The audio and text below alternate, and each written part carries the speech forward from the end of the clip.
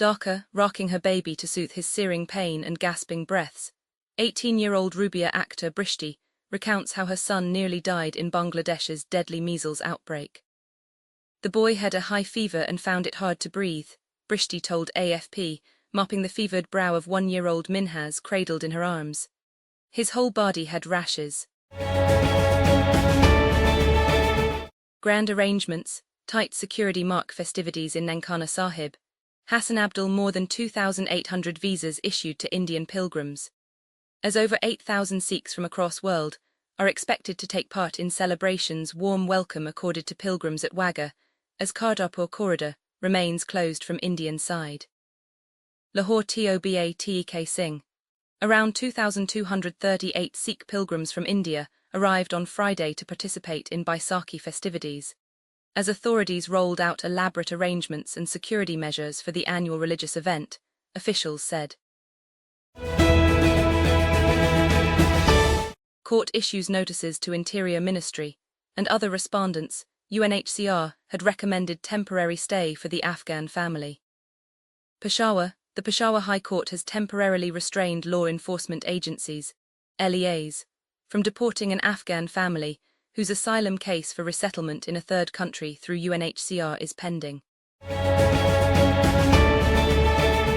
After 10 days, the 4 astronauts aboard the Orion spacecraft have returned to Earth, their mission around the Moon a success.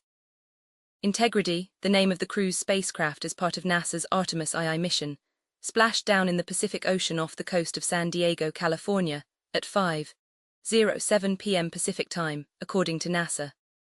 The 4 crew members aboard, 3 Americans and 1 Canadian, were all in green or safe and healthy condition after the Orion craft's perfect landing.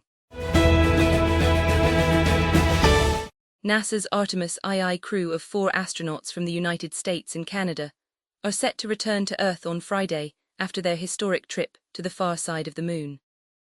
Reed Weissman, Victor Glover, Christina Koch and Jeremy Hansen have spent 10 days aboard the Orion spacecraft. They are expected to begin re-entry at 7:33 p.m. ET with a splashdown of 8:07 p.m. Ascend Elements said on Friday it has started Chapter 11 bankruptcy proceedings in the U.S., a heavy blow to investors who had sunk nearly $900 million into the company. Lynn Austin, Ascend's CEO, announced the decision in a post on LinkedIn late Thursday night. He said the company faced insurmountable financial challenges. Yeah folks, it's gonna be harder in the future to ensure OpenClaw still works with Anthropic models. OpenClaw creator Peter Steinberger posted on X early Friday morning, along with a photo of a message from Anthropic saying his account had been suspended over suspicious activity. The ban didn't last long. A few hours later, after the post went viral, Steinberger said his account had been reinstated.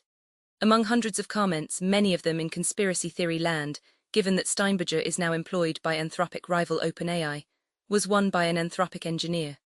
The engineer told the famed developer that Anthropic has never banned anyone for using OpenClaw and offered to help. Prime Minister Shehbaz Sharif announced on Friday that the government was reducing the price of high-speed diesel, HSD, by Rs 135 per litre and that of petrol by Rs 12 per litre. He made the announcement in a televised address to the nation.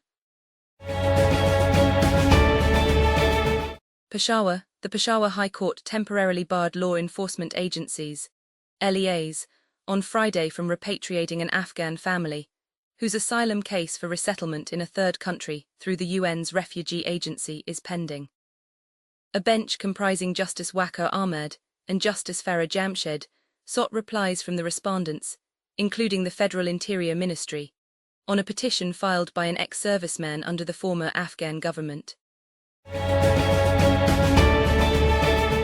Prime Minister Shehbaz Sharif emphasized Pakistan's strong commitment to expanding its cooperation with Saudi Arabia in all spheres, particularly in trade, investment and economic development, during a meeting with Saudi Finance Minister Mohammed bin Abdullah Al Jaddan, according to a statement issued by the PM's office, PMO. The statement said Jaddan, who was on a one-day visit to Islamabad, called on PM Shabazz at the PM house on Friday evening.